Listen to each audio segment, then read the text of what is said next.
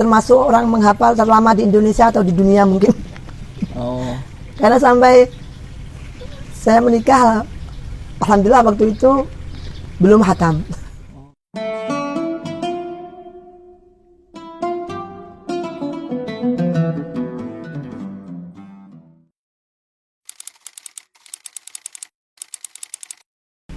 Alhamdulillah, saya dilahirkan di lingkungan orang desa, jadi masih jauh dari kehidupan yang neko-neko. Saya menghafal Al-Quran dari kecil, dari umur 7 tahun.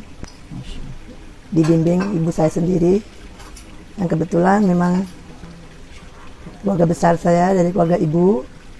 Alhamdulillah semuanya, terutama yang perempuan, semuanya menjadi para penghafal Al-Quran.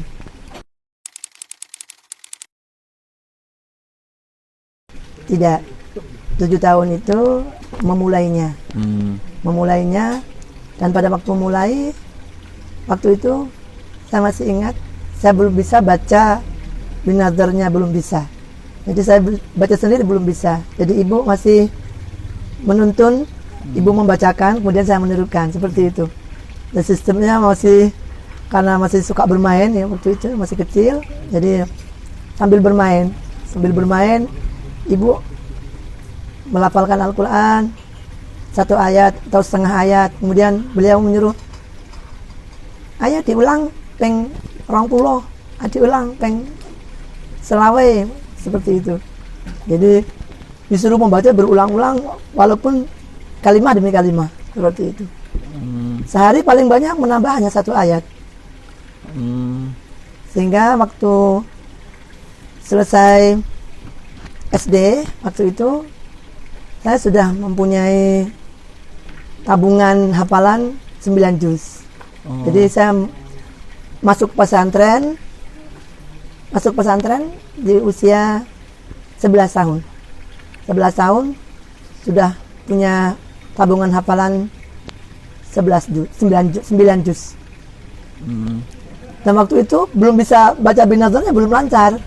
Karena kebiasaan dari kecil dituntun ibu ngendikan, melafalkan, kemudian saya menirukan, seperti itu. Jadi ketika masuk pondok, baca binazarnya masih masih belum lancar.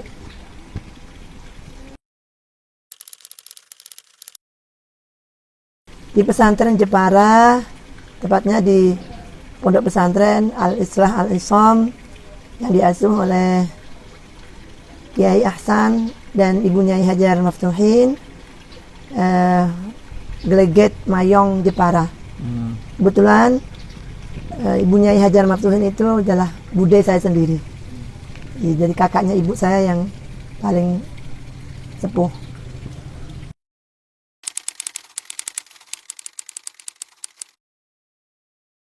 Di pesantren meneruskan menghafal diulang dari awal yang sudah di tabungan yang sudah dipunyai tadi.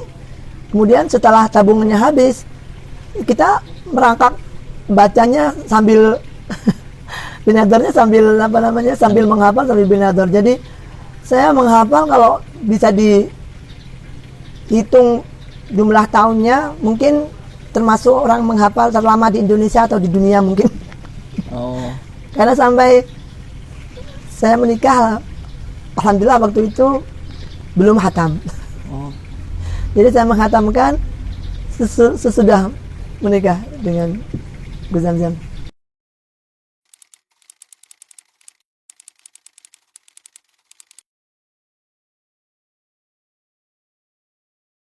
Tidak, jadi semua butuh proses. Bahkan ketika baru masuk ke Lirboyo, saya menjadi istri dari Gus Zamzam, saya masih belum khatam dan sudah harus ikut murid-murid Pondok Lirboyo dengan waktu itu beliau Allah al-maghfur laha, Ibu Nyai Umi Kulsum sudah memberikan amanah saya untuk ikut mengajar di pesantren beliau Diyatul Mubtadi'at. Saya waktu itu sambil meneruskan hafalan, sambil mulang, masih lagi harus sering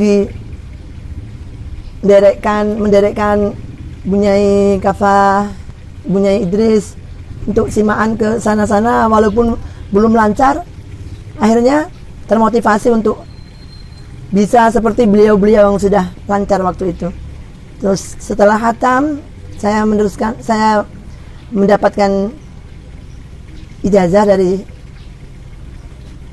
Ibu Nyai Zuhriyah Munawir. Waktu itu saya meneruskan hafalan di sana. Beliau memberikan ijazah supaya cepat lancar. Satu hari murojaahnya 10 juz, dilakukan selama 1 tahun.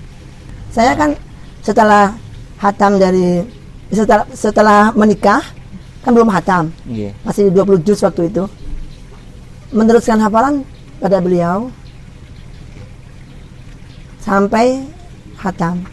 Kemudian setelah hatam, karena saya tidak bisa di sana, biasa dengan ikut riyadwan. Di riyadwan itu menghatamkan Al-Quran setiap hari sampai 41 hari. Saya nggak, karena sudah punya suami, jadi nggak mampu ikut riyadwan. Mbah Nyai menyarankan saya untuk memberikan ijazah pada saya supaya hafalannya cepat lancar dengan murojaah setiap hari 10 juz. Dilakukan selama 1 tahun.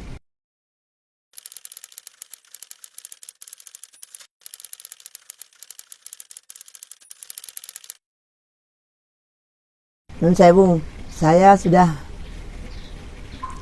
mencoba sendiri. Saya mengalami sendiri bahwa saya hidup rumah tangga dari awal tidak langsung seperti sekarang, misalnya ada banyak santri, kemudian ekonomi sudah bisa mapan seperti itu. Dulu saya juga sama mengalami, makanya dari bawah. Saya bahkan harus, dulu masih awal-awal di Lirboyo, saya masih harus bangun jam 2 malam sambil kuring-kuring jajanan, kurengan, bikin gorengan, jajan itu. Quran saya hadapkan ke tembok gini ya, sambil dibaca. Yang belum bisa tidak melihat Qurannya, saya sambil baca. Pokoknya bagaimana supaya 10 juz itu satu hari terbaca semuanya.